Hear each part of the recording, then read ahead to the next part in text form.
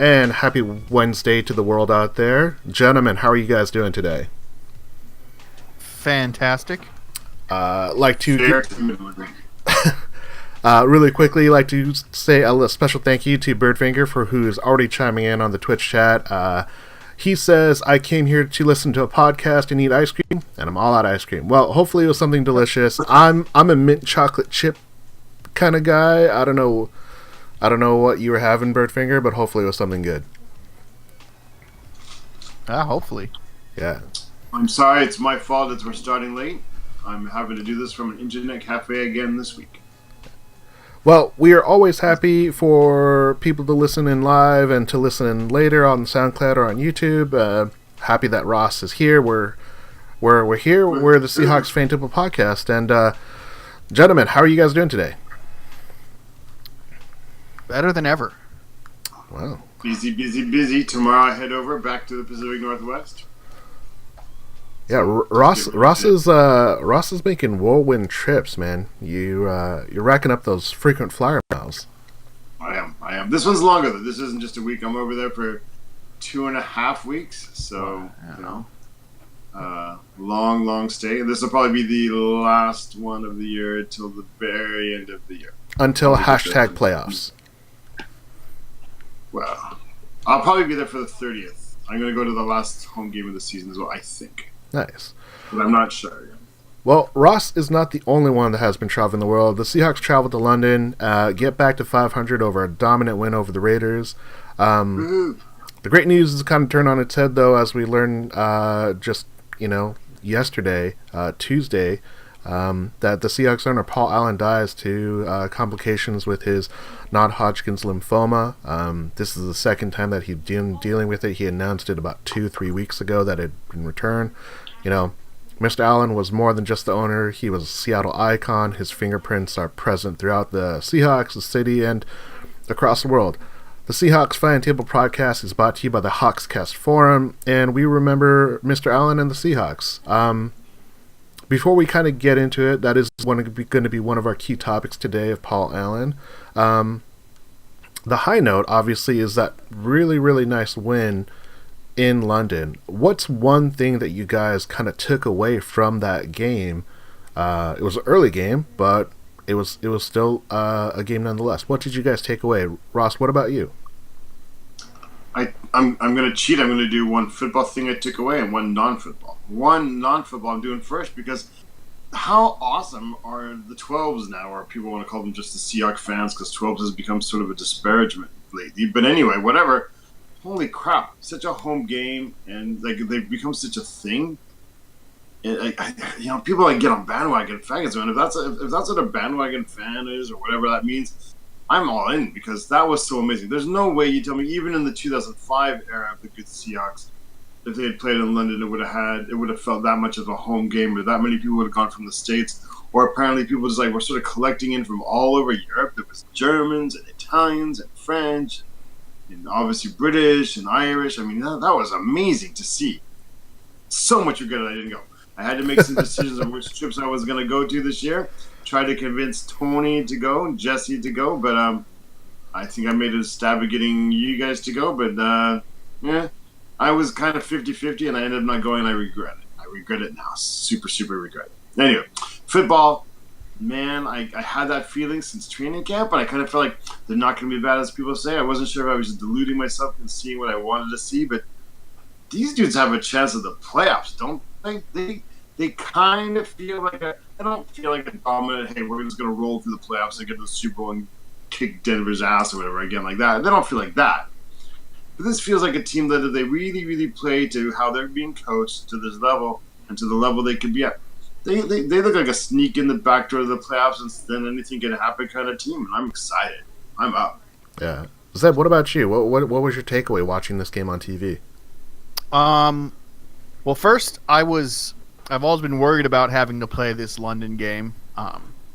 And first of all, I was relieved that we did it, that we played well and were able to get a win out there. Because I was always worried that it was going to be something that was going to be hard for us to get over. I don't want to say an automatic loss, but playing in London always felt to me like a negative. So I'm happy to see the team go out there and get a win, and then get to have this bye afterwards and reset and have it not be an issue anymore for the rest of the season.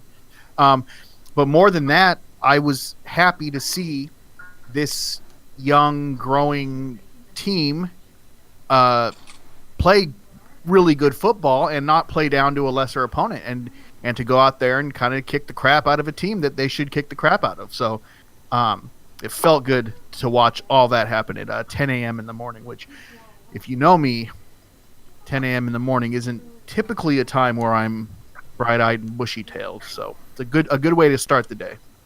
Yeah, for sure. We noticed we get messages from you. I'm with you, Zeb. I'm not an early morning person, so my weekend is for errands and like slowly doing stuff, and then being ready to watch a game at 1. It wasn't bad because it was such a great game. The thing that I took away most out of that game was that first drive. They marched down the field. They ran the ball. I think it was 10 out of 13 plays. It took up 7.5 minutes of that first quarter.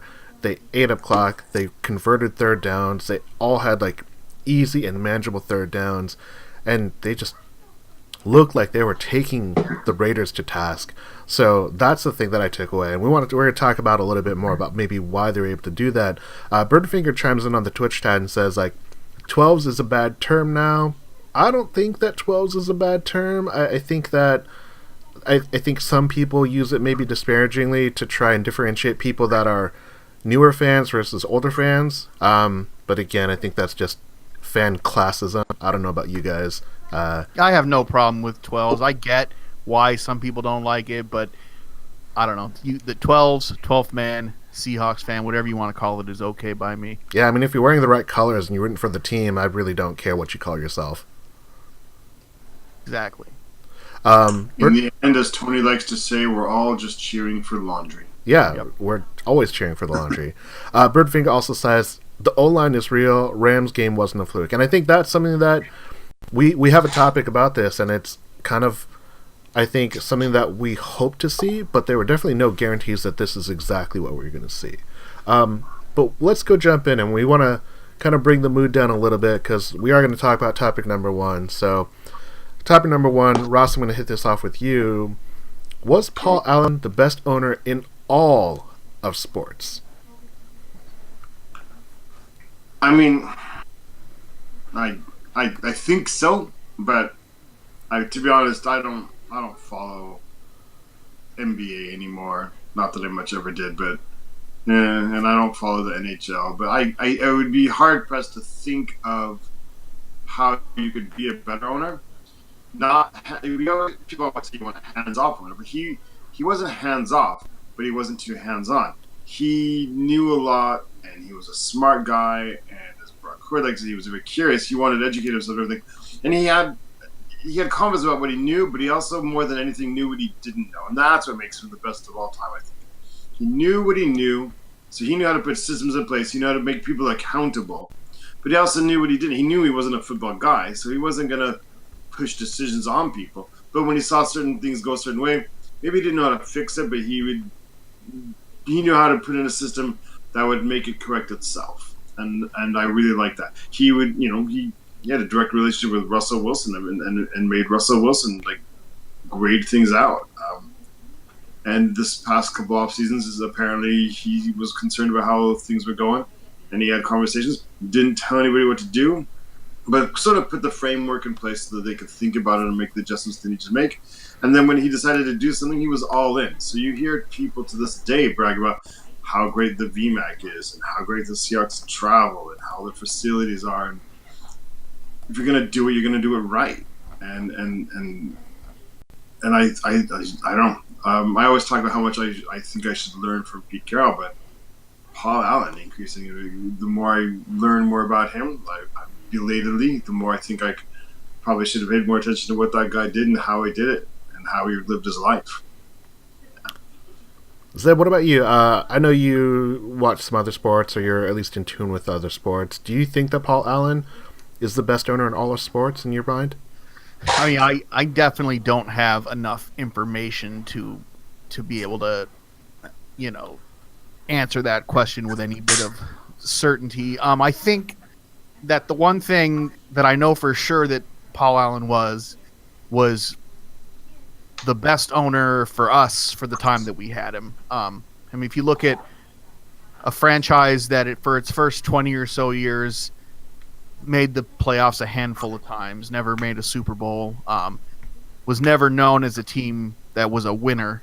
And then the next 20 years or so, when Paul Allen's in control, we get 3 Super Bowl appearances, a Super Bowl win, and just basically a team that's known as being successful, a team that's going to compete. And this, even before the Pete Carroll era, even under Holmgren, we made the playoffs a bunch of years in a row, had a Super Bowl appearance, became a team that other teams knew that they were going to have to reckon with.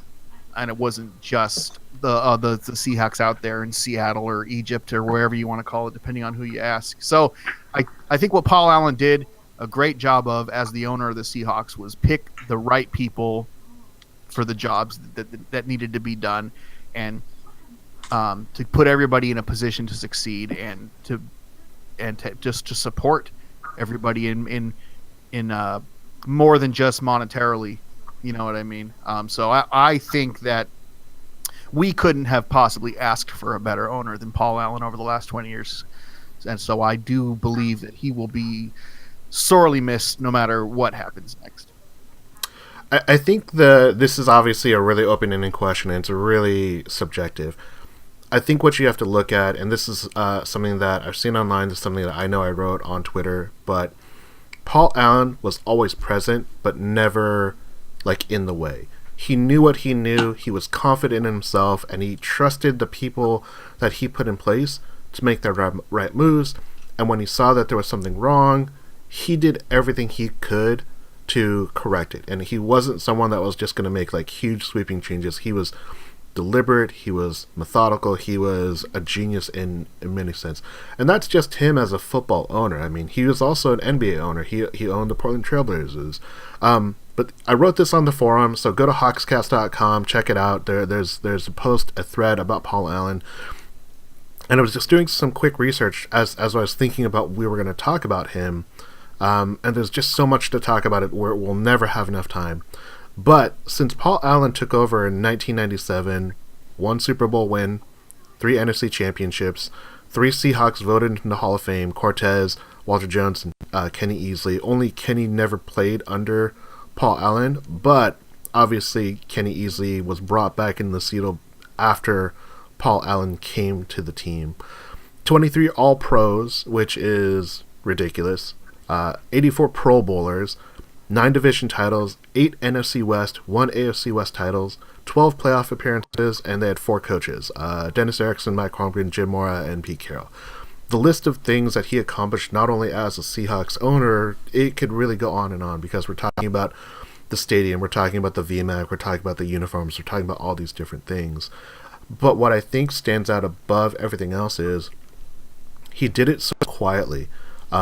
And for me personally, the one thing that I will always remember about Paul Allen is in the 3 NFC championship games in 2005, in 2013, and in the 2014 season, he raised the 12th man flag, and I never thought I would feel moved that the owner of a team would feel as if this honor of raising the flag, he's thanking us too. And I don't know how to explain it, because I have no connection to Paul Allen. I don't know him personally, but seeing him on the screen, seeing him wave that flag, and seeing him look so happy as he's cheering with the fans, I just don't know if you could ever see that joy or feel so connected to someone who really you would have no connection to. So I don't think people have thought much about this, but I feel like there's never going to be another sports owner like Paul Allen. Let me clarify that. And the fact that he owned the Seattle Seahawks, he was born in Seattle. He's connected to some of the most Seattle things you can think of, like Microsoft. Teams cost so much now. I mean, they value the Seahawks at $2.8 billion apparently, but it's going to sell for more than that when you look at the profits it makes. There probably won't be a single owner again. And if there is, the single owners aren't usually people from that particular city. But we were just talking about this offline. I mean, like, Paul Allen's born in Seattle. His first rock concert at the Seattle Center. It's a Jimi Hendrix, another Seattle icon. I mean, like, just, so involved in the city and so involved in everything. And I don't think that's going to come around again. I mean, the next owner of the Seahawks won't be allowed to move it, but it's not likely going to be somebody from Seattle. It's not going to be somebody that's connected to the city. It's probably going to be like a consortium or a group of people or whatever. And it's never going to be like this again. There's never going to be like a guy who's larger than life and defines the city, but is so quiet about it. No, I think you're right, Ross. And that's the thing that I think is we as fans will never really fully understand. There's so many stories about Paul Allen coming out, obviously because he's passed. Birdifinger quickly chiming in and says, don't know enough to compare to other owners, but what else could he have done? He pretty much covered everything to win. And I think that's the thing is we'll never know the full extent of what he did. I definitely recommend if you get a chance, there's a lot of articles about how he acquired the Seahawks, which is that's like a podcast in itself, talking about all the things that he did in order to save the Seahawks. It's incredible. The story about what he did in the first draft when they acquired Sean Springs and Walter Jones. Seattle almost didn't get that, but Paul Allen stepped in and did some things to make it so that Seattle would have those two marquee players on a young and upcoming team. He brought in Mike Holmgren. He trusted Tim Ruskell to say, like, okay, if Holmgren's going to go and you trust Jim Moore, we'll try it out. But after 1 year, he was like, no, we're moving on. And then you bring in Pete Carroll, and that was a very controversial move. And maybe Pete Carroll doesn't come to town if not for, the moves that Paul Allen makes and the people that he puts. Well, I don't think that's a maybe. There's a for sure. I mean, Pete Carroll's talked to himself about like the negotiation with Paul Allen and Paul Allen's vision and how they were going to handle the GM situation as well. And Paul Allen had essentially sold it up because Pete Carroll was pretty much set to be a USC forever. Right. So, yeah, it took a lot to get him out of it. Yeah. So people think he left because of some scandal. No, he was seduced. Yeah. Seduced by Paul. So if you don't get a chance, go to Hawkscast forum, go to hawkscast.com. There's posts about Paul Allen. There's going to be some other stuff that we're going to put in regards to like kind of the history about him buying the Seahawks and other stuff. There's really a ton of great information out there. If you find anything, post it to our Twitter at Seahawks Podcast or Seahawks Forum. Post it on Facebook at Seahawks FanTable or post it on the forum website at hawkscast.com. We could I'm go. going to say one more thing because if I'm never going to get to talk about Paul Allen again, I want to say a couple more things. Just a couple of like random things. Did you know like he had bought the St. Paul's Hospital in London? Like he opened that up again later on as the hospital club. I mean, there's so much stuff he accomplished. I mean, yeah, it's just I know that's just kind of random. Just like things like this keep popping in my head that I'm reading about this week. I think I feel like especially connected because like on a super completely different level because he's a multi-billionaire. So many like interests I had were in common with him, and like as I found out over the years, like I still remember. I think it must be 2 summers ago. I'm just sitting reading the news at the computer at my desk. I just finished putting a book down about Imperial Japanese Navy in World War II. That was one of my hobbies. And then the thing I see on my computer is Paul Allen just found the Musashi, famous Japanese battleship, sister ship of the Yamato, biggest battleship of World War II. And Paul Allen just happened to find it. Yeah. So I'm a big Seahawks fan, so I know about him. And he happens to be finding like ships. And he's got his World War II airplane museum over in Seattle. So I'm like, man, the coolest guy ever. We were so lucky. Yeah, and the thing is that's even crazier is Paul Allen barely acquired this team. It's not due to his effort, but it was John Nordstrom, the original owner of the Seahawks, had an airplane hangar next to Paul Allen's airplane hangar, and he would basically pitch him every single chance he got, saying like, "You should buy this team from Ken Behring. It would be a civic duty." And Paul Allen is such a great representation of the city of Seattle. He actually saw that as an opportunity because he's not a football fan. He's an NBA basketball fan. So he's a basketball guy. There's so much that we could talk about. I mean, we could go on and on. There's obviously lots of concerns about what happens next with that, but we're gonna push ahead. So we are gonna go to topic number 2. And Zeb, this one's for you. This one comes from Tony, so that's Arius on Hawkscast Forum. But Zeb, is the media sleeping on Seattle? Are the fans sleeping on Seattle? What do you think? The media is for sure. Now, it's not entirely unwarranted. That's how the media is, right? Like, see the way the Seahawks performed last season and the way things started out this year, with not only the loss of all the players, the superstar type players, but also the first couple of games where it looked like this team wasn't going to go anywhere. That's the way it works. Like, they don't care about those teams very much. The Seahawks aren't, while we do have a growing fan base that travels pretty well these days, we don't have that national fan base like the Cowboys or the Steelers. So the Seahawks are a team that gets slept on until they dominate. And I talked about it last week after the Rams game, how the narrative the whole time was, look how great the Rams are, and it was never about maybe the Seahawks are better than we thought they were, because they sure did put up a good fight against those Rams.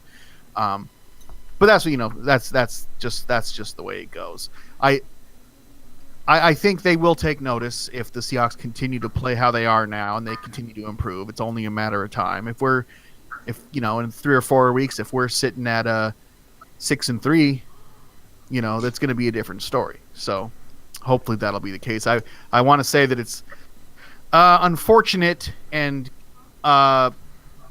just coincidental, but on Tuesday I was watching some of I was going between NFL Network and ESPN, and I was watching it with my good friend David Lincoln Mann. Shout out to David Lincoln Mann. And I was commenting to him how quickly they just don't care about us anymore.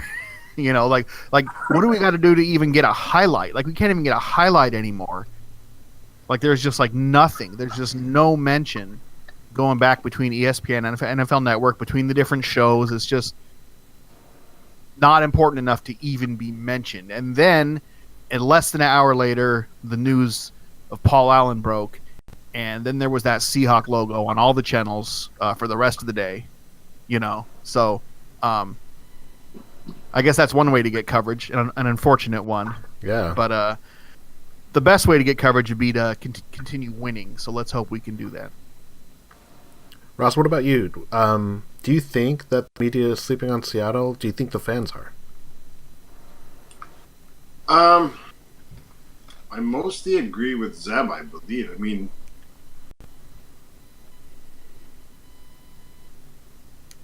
as itself, from what I can gather, there does seem to be like a regard for the Seahawks as one of those sort of elite franchises that had an off year last year, but there's somebody you always have to take seriously and have to consider and things like that, given the recent success.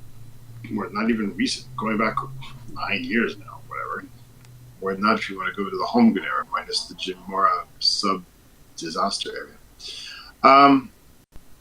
But yeah, like Zeb said, like, you missed the playoffs 1 year, and all of a sudden you've just dropped off the map. We're back to being South Alaska, and I don't really get it. And maybe I do sort of get it in a sense that we had so many high profile people, and people, even reporters, tend to follow personalities more than anything else. And so when we lost all our characters and all our personality, people just kind of assume like that's you're done. And so that's where you get the 4-12 predictions. And even though we've already got 3 wins out of the 4 we were predicted to have, I don't know, it doesn't come back soon, and there's not the same characters. I mean, our biggest stars right now are probably Russell Wilson and Bobby Wagner. And Russell Wilson was too much of a robot to be very interesting to the media. And Bobby Wagner's talking more now. But again, he's not a Richard Sherman. He's not going to give you the outrageous quote. And so we don't have the characters. We don't have the wins last year. And even then, I wonder, big attention. I suspect it wasn't just because of the success. It was success plus huge characters, huge personalities on the team. And without that now, I don't think there's a hope that we're going to get any respect, any recognition, any pay, any attention, really, until we force it. And I don't mind it, though. You know what? Sleep on us. Go ahead. From the fans, I don't know. I think the last couple of weeks have kind of woken people up. Maybe. Obviously expectations, even among Seahawks fans, for a lot of people were really probably lower than people admitted. I'd see how like the fan sort of like the what do they call it in English? Anketo, the surveys. Sorry, flashback. All the surveys and stuff online, and like people's expectations were pretty down. Pretty. They would say they were high, but then you actually talk to people, and I didn't meet anybody who was like, yeah, they're going far this year. So I don't know.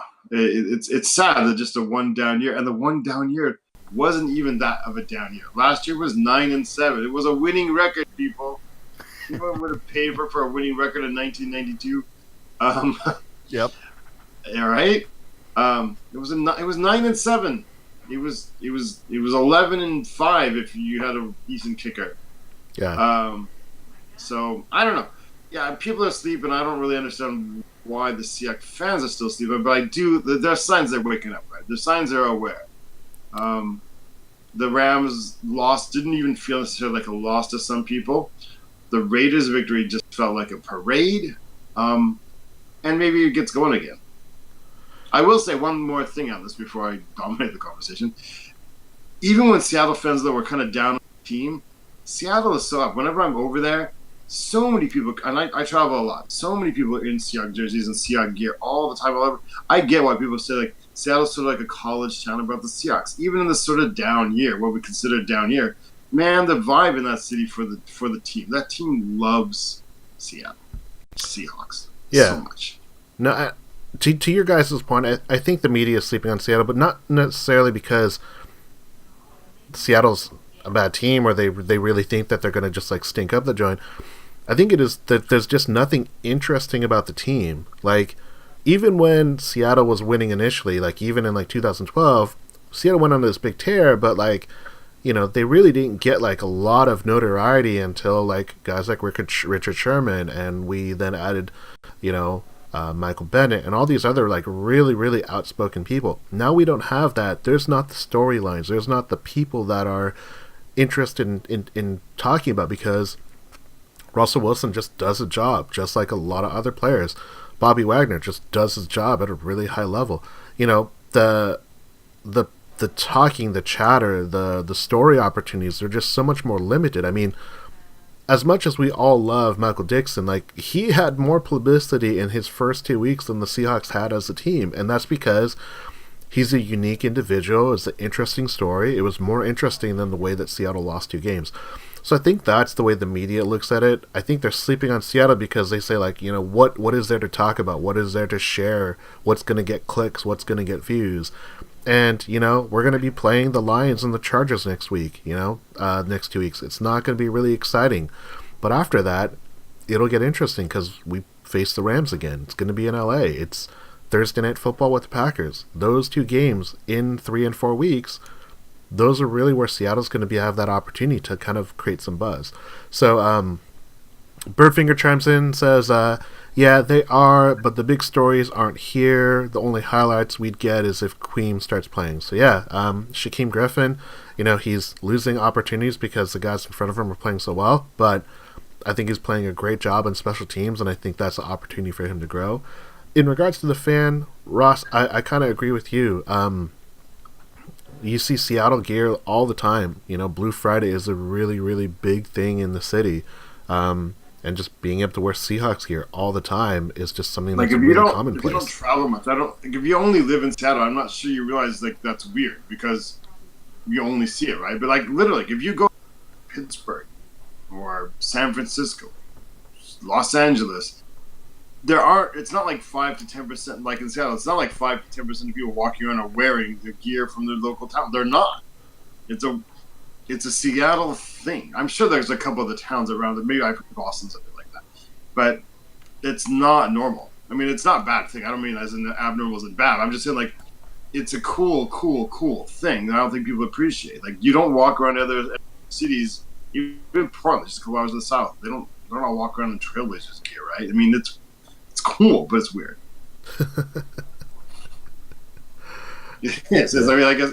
I mean, like, people come into the city from outside, and they're like, it really does feel like the city's too big to be a college town, but it feels like a college town, except for the team it's rooting for isn't a college team. It's usually college teams that like connect to the community on that super level. You know what I mean?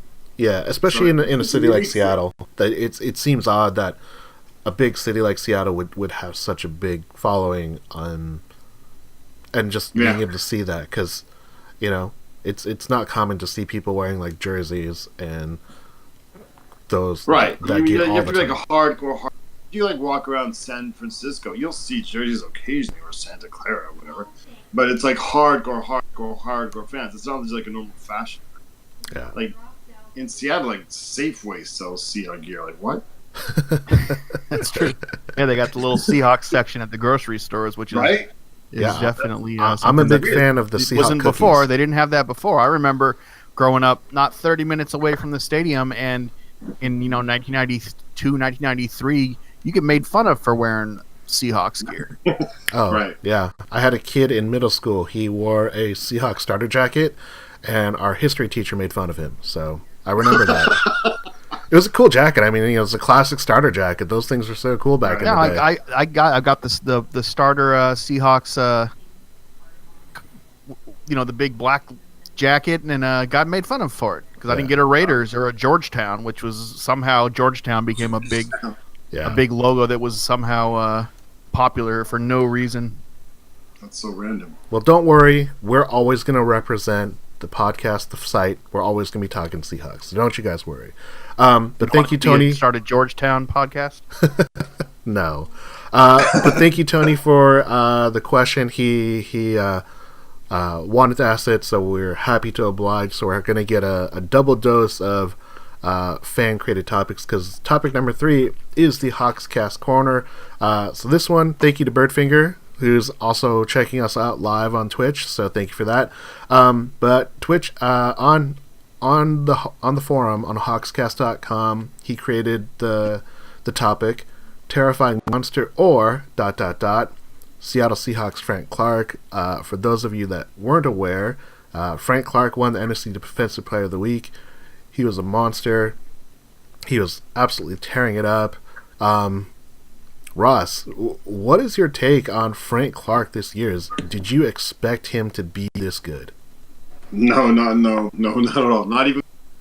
I'm close to almost having to eat crow. He's awesome, and I didn't even want him to be extended. Then I kind of did this week. Now I'm finally regressing a bit back on that, but I'm the one closest to eating crow probably. I did not expect this from Frank Clark. I didn't think, for example, if he didn't have Bennett across from him, that he could get there. I thought he kind of needed somebody to sort of taking off some of the double teams and things like that. But dude is on fire, and he's a monster.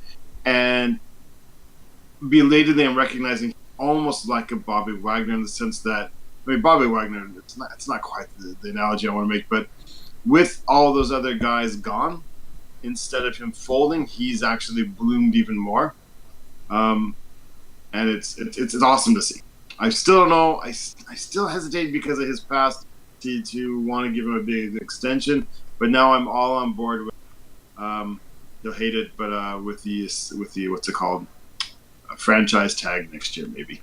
Yeah. So that's where I'm at with him. I mean, wow, I did not know he had a really. He's dominating. So, what about you? What was your takeaway? What about this terrifying monster that is Frank Clark right now, playing for the Seahawks? I kind of expected him to have a big year just because it's a contract year. And I'm seeing what I think it was Softy tweeting out earlier this week. Pay him now because his price is just going to go up and up and up. But then again, I kind of feel like if you pay him now, then what? You know what I mean? If he's really playing extra hard because he wants to land that contract, then hold that carrot out in front of his face and let him keep doing it for the rest of the season, right? Yeah. Yeah, I don't know. It's been cool to see. He's not the only one. It's been cool to see a lot of these other younger guys step up when the superstars have left. Even new guys with names that I don't even know who they are playing better than I expected them to. So, but yeah, definitely big ups to Frank Clark. He's going to get paid, whether it's with us or somebody else. I don't know. That remains to be seen. But I definitely hope he keeps it up, at least for the rest of this season, because he's doing cool things out there. I think the thing about Frank Clark's, Ross, I'm kind of in that camp where initially I was like, oh man, I'm worried about your past. I'm worried about, maybe this quote-unquote reputation you're coming in. Are you getting the right advice with maybe the more disgruntled Seahawks players that are no longer the team? Are you going to be jaded? Are we going to be able to help you to buy in? Kind of like what we see with the guys like KJ and all these other people. But I think there's nothing you could say about the way that he's played this year. Yes, it's a contract year. Yes, everyone knows that as a defensive lineman, if you get double-digit sacks, I mean, you're basically seeing your contract opportunity just balloon up. NFL.com has him as the number 2 free agent right now behind the running back in Los Angeles Chargers. What's his name? Gordon. Yeah, Melvin Gordon. So is he gonna be a free agent? They're all tagged to be free agents. So it was. Well, nobody knows what to do with these days. Yeah, but it was Gordon, and then it was clearly Frank Clark at number 2, and behind him were 2 outside linebackers. There was no other defensive players. Like Sheldon Richardson was on there, but he's not as high as Frank Clark because everyone wants a marquee defensive end. And to lose Cliff Averill and to lose Michael Bennett, regardless of what you think about either of them, they were huge components to Seattle's defensive pass rush, and that was one of the big concerns that I know I personally have. I still am not sure if he can solve it on his own, but losing him, I think, would be a huge risk, and obviously the franchise tag gives us a lot of options. Birdfinger chimes in and says that he was more worried about Clark off the field, really, and I think that's a pretty fair thing because I remember when he was drafted out of Michigan, out of the second round. It's something that I still am not sure, and I don't know if I am just supporting him because he's a Seahawk or if I trust the Seahawks front office for doing their due diligence. I do think there's a lot of unknowns in that situation that happened, but I look at it this way: like Bruce Irvin, like Marshawn Lynch, they've really been model citizens in regards to staying out of trouble.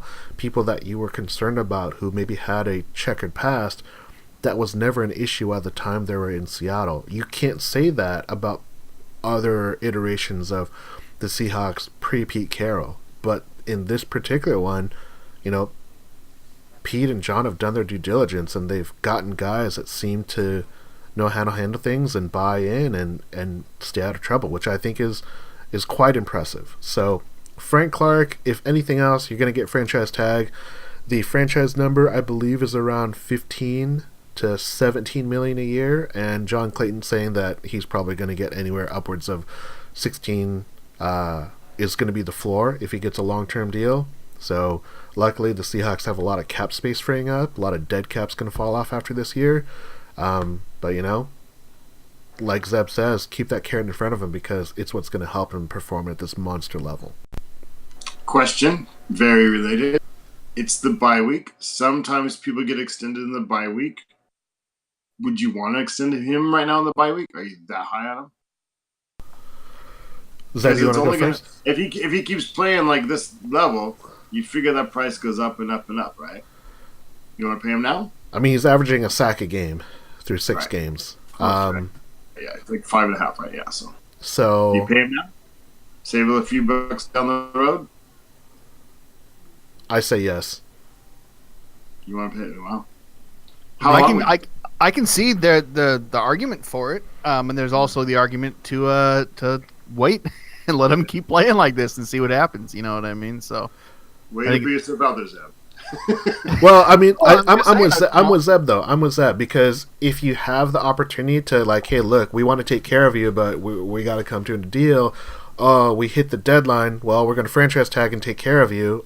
I think that's the better route. I think it protects the team. It definitely, hurts the player, but like we've talked about in previous episodes, like I support the team. It hurts the player kind of, but if you play it right, if you go to the Kirk Cousins school of contract signing, it works out for you. It does, especially if you can get franchise tagged multiple times in a row. Frank Clark, I mean, compared to, I liked it compared to you guys. I try to take some of my sentiment out of it to a degree that you guys are sometimes outraged at me. Why do you hate Earl Thomas? But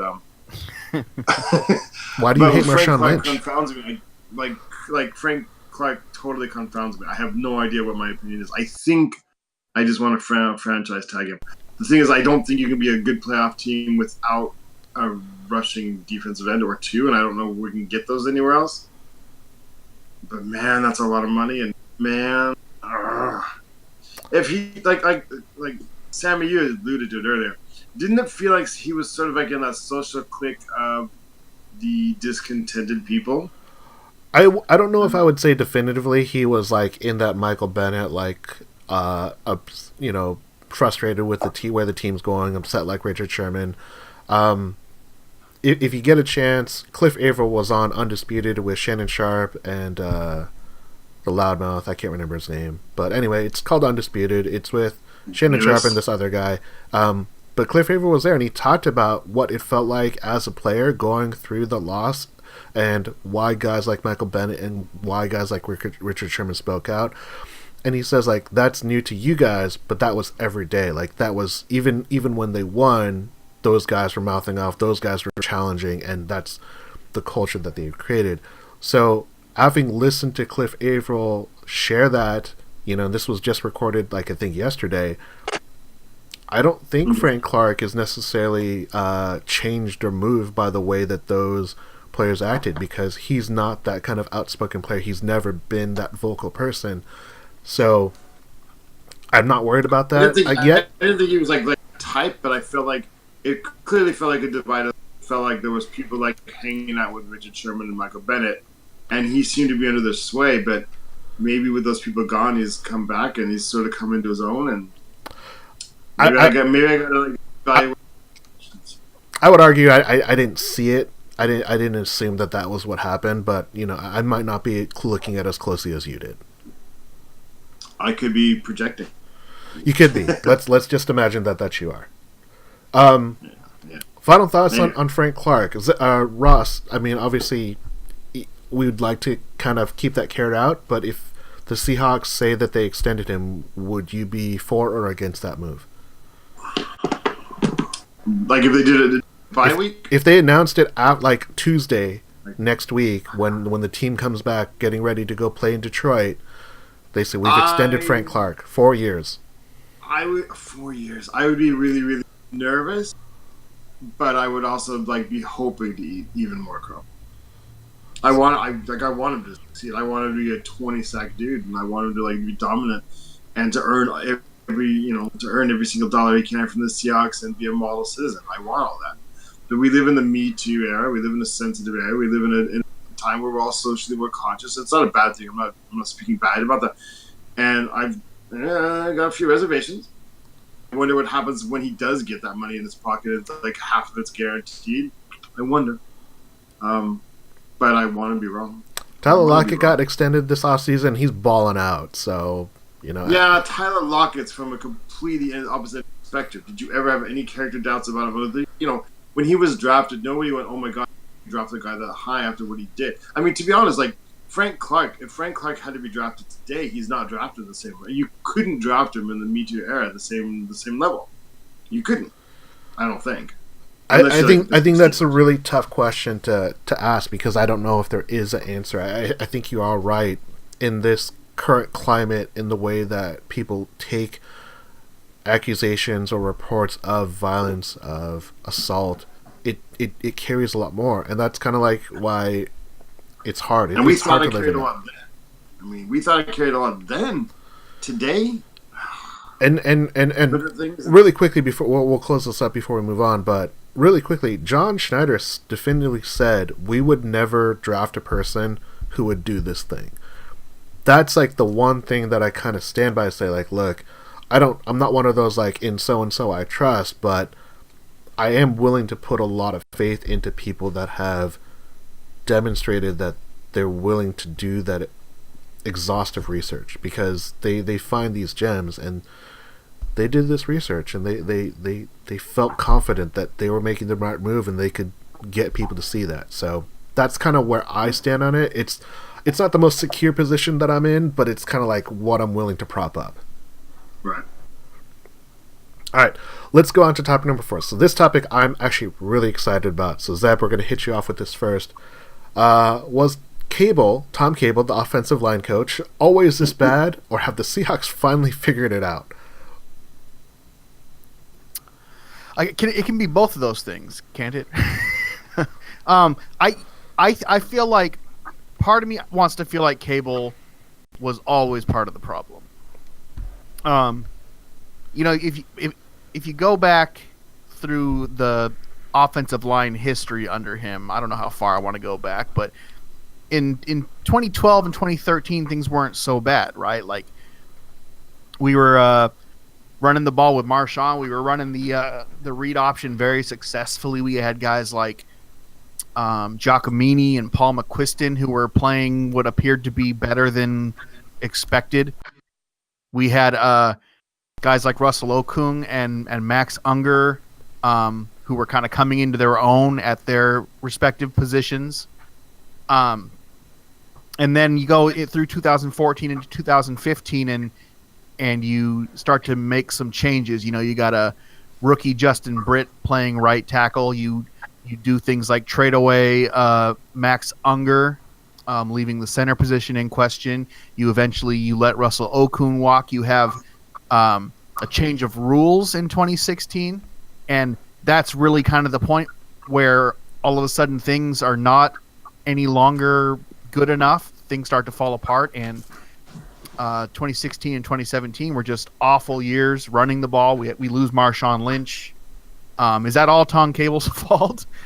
No, obviously not. But I also think that maybe he was at a point in his career where we saw it with Sweezy and a couple other guys where he starts to kind of get creative, and he wants to draft non-offensive linemen and turn them into offensive linemen. And he feels like guys aren't properly taught how to play professional level offensive line in college, so it doesn't really matter who you draft. Give me a good athlete and I'll turn him into an offensive lineman. And I think that J.R. Sweezy was really the only real successful example of that, right? Like, was there anybody else that he was able to actually turn into a professional offensive lineman? Nobody I can think of off the top of my head. So, I mean, I mean, you could make the argument fan. that James Carpenter got better playing with Tom Cable. I mean, James Carpenter had been with Tom Cable since kind of the beginning. We had the John Moffat a while. Situation that went bad. You know, I think that but there I was was surprised it takes a while. What? Oh, you got cut off. What was that? Sorry, I was going to say we shouldn't be surprised though if it does take a while, because right, you're running them out. I don't know. Like, I feel like I don't know. It's hard. It's hard. Dude, the 2016 and the 2017 Seahawks rushing game and offensive line was abysmal, right? Like, under Pete Carroll and under Tom Cable and under Darrell Bevell, those things just did not work for us those 2 years for the most part. Yeah. So, and then you finally drop Cable. You bring in Solari. You bring in a couple of pieces that are kind of known commodities in Dwayne Brown and Fluker. We've all watched Britt kind of progress and get better at playing center. And all of a sudden things start to come together. So we clearly seem to have figured it out. Whether or not that's directly related to getting rid of Tom Cable or not, I don't know. But I do feel like those last couple of seasons, he seemed to be the one that was kind of holding back the offense for whatever reason from being what it could be. Ross, what about you? What's your take on Tom Cable and the new Seahawks offensive line?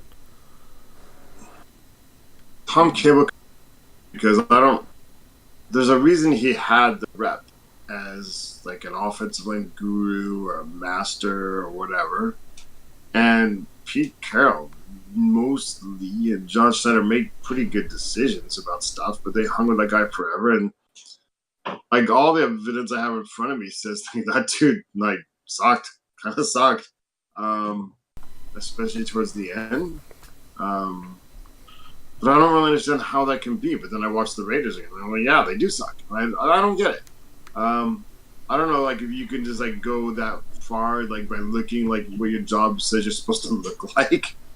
Like he just looks like an offensive line coach, right? So people just hire him. I don't know. I don't know what it is. I don't know why suddenly. I mean, like part of it. I mean, offensive line is so much chemistry as well, right? And now they've got it together, but did things come together? Did they finally get it? Or do they now actually have Fluke and you've got Sweezy and those kind of guys that work well together? It's sort of a gestalt thing. I mean, I don't know, man. It's a hard question for me. I don't really understand. And I see offensive line work as sort of an esoteric art, to be honest. I don't think you can always predict how it's going to go. More than any other position, offensive linemen, like, they're really, really good on one team and they switch teams and all of a sudden they're not good anymore. Or they really, really suck and then they go somewhere else and then they're awesome. Like Fluker was just like let go and so like they didn't even try to keep him. And now he's turning things around for us. Does Justin Britt's career make any sense at all? Does that dog hunt at all? Oh, he's the tackle. I mean, no, he's a guard. No. He's an oversized center, and now all of a sudden he's that's what he's best at, even though it's what he's played least in his life. I don't get it. I'm just going to leave it like there. I don't get it. It makes no sense to me. Justin Britt's size is kind of unfathomable if you don't see him compared to other centers. So right. Just to your point, Ross, like it's something that really doesn't kind of make a lot of sense. But I think this question is hard to answer. Yeah, Joe, this question is really hard to answer because I think a lot of it, what it does is, what do you carry with you? Like, where is your heart when it comes to Tom Cable, and what are you allowing yourself to look at as objectively as possible? And I kind of look at it in two different ways. One is, and Birdfinger points this out, is what did the Seahawks invest in this offensive line, and what was Cable to do with it, versus what did he have towards the tail end? When he was in the heyday, he started in 2011, but when he saw the best version of our offensive line, there was huge money being paid to first-round draft picks in James Carpenter and Russell Okung. And then you had second-rounder Max Unger, who got extended.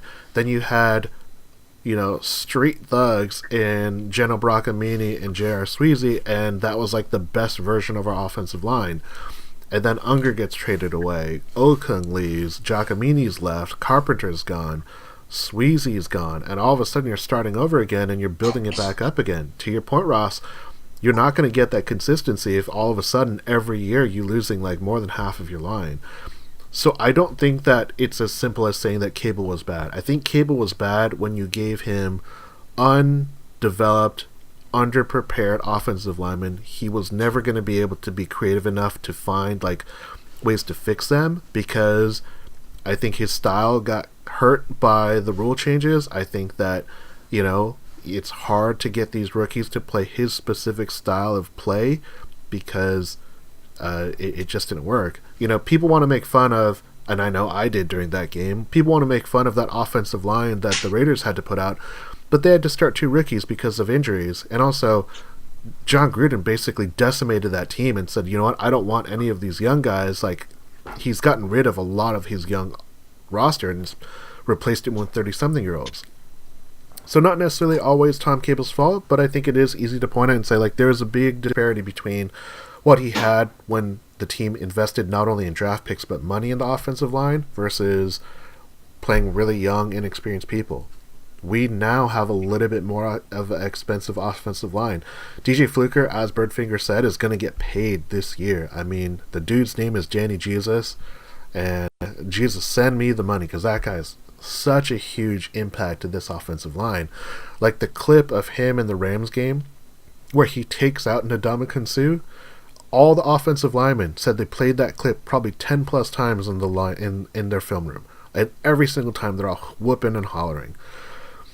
So I think the Seahawks have figured it out, but I think they've finally invested in it in the right way, and they've filled the gaps with appropriate talent, and they've invested correctly, because that offensive line, it's not cheap anymore. You know, they're saving some money with Jermaine Ifedi because he's on a rookie contract, but it's a first round draft pick. Justin Britt's on an extension. Dwayne Brown's on an extension. Sweezy's cheap, isn't he? Because he's a reject. Yeah, Sweezy and Fluker are basically on like show me contracts. You know, they're making probably close to the vet minimum, but I don't know how you can't try and find a way to extend them for maybe like another 2 or 3 years based upon how well they're playing as a group. And I definitely didn't expect this to be the offensive line that's going to help us dominate. I mean, because that's really all you could say about the way that they're running the ball right now. Yeah. Do you think Cable's a little of a victim of sort of like the salary cap strict era where, like, I think he's actually fundamentally right. That was talking about, like, he has a penchant of returning players into offensive linemen who are not. There's a reason for that, right? I mean, like, athletic players these days are not brought up to be offensive linemen, and he wants those athletic people. And the real offensive linemen are not taught the right skills. So he wants to convert these people, which I think is a valid thought. But the problem is you start to develop them, and then, like, unless they were a first rounder after 4 years, now you've got to decide to extend them or not. And it's not decision time. They're not ready, right? The first couple of years, they're just getting there. You're not even sure where they're at with it. It kind of takes time now to develop an offensive lineman, I think. And then you got to decide. Like, Russell Okung was, like, right on the board. Like, you want to keep him or you don't want to keep him? Like, if you had one more year to see what he was going to be like, then you'd feel more comfortable. But you can't feel more comfortable giving him $16 million a year at what he is at that time and just hoping he becomes it. Or Sweezy. That's where Sweezy was at. Right? Sweezy was developing. He was becoming an above-average guard, probably. Wasn't quite there, but somebody was going to give him the money with the gamble. But John Schneider is too smart to do that, to gamble with everybody. And so I just think that maybe Tom Cable actually has a right idea, but maybe it's more suited to the non-free agency era. Does that make sense? I think it's the case where, like you were saying, it's a victim of circumstance. You can't retain all of these players and continue to have them and then find out those things. Yeah, I mean, it's hard. Taco Ninja 93 chimes in and says, I think it's Jacksonville, but he says, facts say dropped JR and we brought him back. I think that's something that I didn't really realize how good J.R. Sweezy would be at left guard when he came back, not playing the entire preseason, kind of like being a foregone conclusion. I didn't think he was going to make the team, and now he's a part of this really solid offensive line. If you go to sites, a lot of sites rank since week 3, the Seahawks have a top 5 offensive line, which is insane to think about. Well, but one of those games to get rid of their pass rusher. Final thoughts on Tom Cable on the offensive line, gentlemen? Well, whatever happened, I'm glad they worked out the way they did. For real, right? And amen. All right, let's hit up some predictions. So we'll do a couple today because it is a bye week, so we're going to go a little light. Ross, I'm going to hit you off first. These are just going to be simple. Yes or no? Does anyone get in trouble over the bye week? No. Not that kind of team anymore. Zeb? Tons of people, just nobody on the Seahawks. Nice. Well said. I'm going to say that no one gets in trouble that we know about because I think this team, like Ross was saying, it's a different kind of team. They set different expectations. They're going to be real clean. Zeb, yes or no, does Russell's Instagram feed blow up? Huh? In regards to like the kind of pictures he shows, like going to these trips with Ciara and like crazy photos. What do you think, Zeb? Like, is it going to... You're going to see lots of Instagram photos and stories from Russell Like Wilson. because he's on vacation, is he Yeah. gonna like show Sierra in a thong? And sure, yeah, let's do that. Russ, I don't understand. Russ doesn't Instagram, so he might not know. Did Russell get a lot more followers when he got married to Sierra? Like, did all of her like fans start following him? I do wonder. not know. I'm gonna say no because I don't understand the question. All right. I'm going to say yes because Russell Wilson is the consummate self-promoter. He's going to be promoting something during the bye week because that's just who he is and that's part of his brand. So I'm going to say yes. Mr. Unlimited. Yes, Mr. Unlimited. Does Russell Wilson have politics in his future? Is that his goal? I hope not. Do you think it is though? No. I I think he wants to be in He's sports. a Republican, right? No, he's not. He endorsed Hillary in the last election. Did he? It might not mean he's a Republican, but he did endorse Hillary in the 2016 presidential Well, that's election. kind of a weird choice though. I think he's more of the own a couple of companies and that sort of thing. He'll probably end up owning a football team or a basketball team. He definitely gonna own a baseball team. Yeah. I feel like he's sort of like the Steve Largent. Nah, I I don't know. Let's see. I mean, it's understandable, but I don't know. He seems more like a businessman than a politician to me. Birdfinger says that yes, feel like Russ will be Bob- pushing his endorsements, which I agree with. All right, Maybe you can get right. here's a good I one. think I see the money's there. Zeb, yes or no? Are the Seahawks a playoff team now? Not that means they're going to make the playoffs, but they're a playoff team. Oh, say again? Are the Seahawks a playoff team now?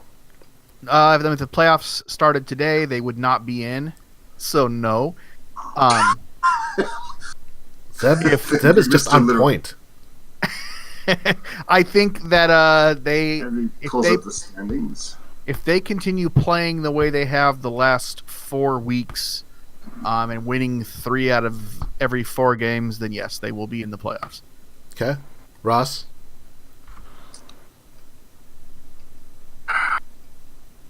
Yeah, they're a wild card team. They're a wild card team. Yeah.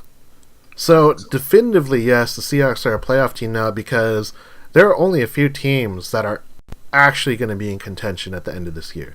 There are a lot of the garbage NFC's a teams. mess this year. So Exactly. I mean, this is be like this. Seattle, if Seattle is a 10-win team, they have more than a 60% chance of being a playoff team this year in the wild card. I don't think they won the division, but definitely they're in contention for the wild card. Are they a 9-7 or are they a 10-5? 10-6? I initially had them at 9-7 this year, and I'm willing to give them an extra win. So they're looking 10-6 in my eye. I think they could be 11-5. Honestly, I think that the Wow. Rams and the Saints will probably continue their domination over the conference, and I don't really see anybody else of these 3-ish win teams right now emerging. It's too close to call. I mean, it's kind of like this all the time early in the season. You know, after about week 10 or 11, people start to kind of emerge as the probable division winners and stuff like that. But I think the Seahawks can get to 11 wins. And Seattle plays 2 of those teams. They play the Panthers and Green Bay this year. So that's a huge opportunity to help them be that 10-plus win team. Right, and when everybody's as close as they are, those are the teams that are going to beat each other up along the way. Yeah. I don't want to get too far ahead of myself, but if we continue our upward trajectory, I think things look pretty bright. All right, final prediction for the day. Yes or no? Do the Rams lose for the first time this season at San Francisco? They are a 9-point favorite. They were a 10-point favorite in their game in their previous game. So San Francisco is the team that they're playing in San Francisco. San Francisco was a 10-point underdog to Green Bay. They lost by a field goal. They're a 9-point underdog at home against the Rams. Do they upset the Rams this weekend? Yes. No. Ross? I mean, it's funny because the Niners keep surprising me. I keep thinking they don't have anybody. There's no way they're going to be good. They got Todd, our very own Todd Breida as their best running back, and some guy named CC Sabathia playing quarterback. And yet they keep putting up points and competing. So I don't know. They I don't know what's going on over there, but I don't see them beating the Rams. Ross? Yeah, they can beat them. They were so close last week. They learned a couple lessons from that. They rally up. They're going to hurt somebody, and there's somebody key from the Rams, and they win. Yeah, there you go. We're only 2 games back now. I'm going to say that the Rams are going to win and San Francisco is going to lose. I think it says more about Green Bay being a not great team than it is about the San Francisco team almost beating them. Which is almost as good of news for us. That's what I think, because we're going to be fighting them for a playoff spot, not really the Rams. So that's the way it goes. Yep. And that's, I don't know. I feel like this year's really. This year is weird. Saints and the Rams continue mostly, but I feel like it's going to be really good. No, for sure. I feel like some teams are going to fall off in the second half. Some are going to surge. I don't know. What's happening in the NFC North? It is currently the Bears are in first place in the North. But it's not 1985. That's not going to stay like that, right? I mean, Khalil Mack has made a huge difference to that team. It's just kind of changed their entire dynamic, and the receiver core, which I don't think are any names to be spoken about, but they're doing a good job. And Tariq Cohen is playing really well. I unfortunately picked Jay Howard as my running back instead of Tariq Cohen, and that's really hurting me. So that's how I feel about that. For a couple of weeks, sounds like, right? It's been a while. It's been a sad year for Jay Howard. Maybe he gets traded to Philly, and then that solves my problem. Yeah, maybe. And that is our episode.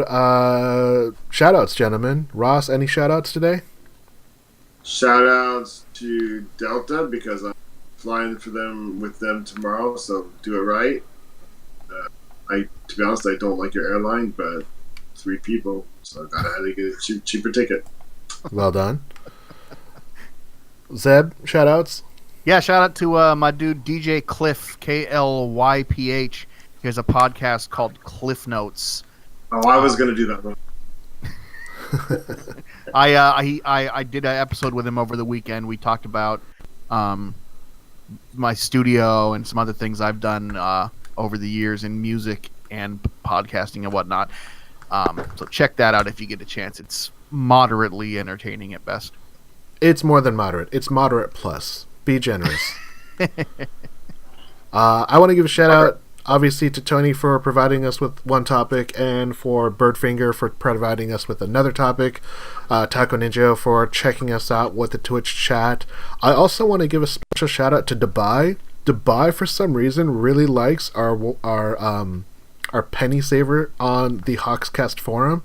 So if you are looking for services in Dubai to rent a car, oil paintings, wedding, taxi services, moving, Dubai loves us. So shout out to Dubai. I never imagined that we'd have such. We are big in Dubai.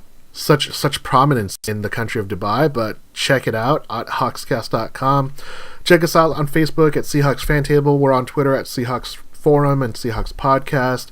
I'd like to thank Zeb and Ross for joining us, and we are the Seahawks FanTable Podcast. And go Hawks! Go Hawks! Go Hawks!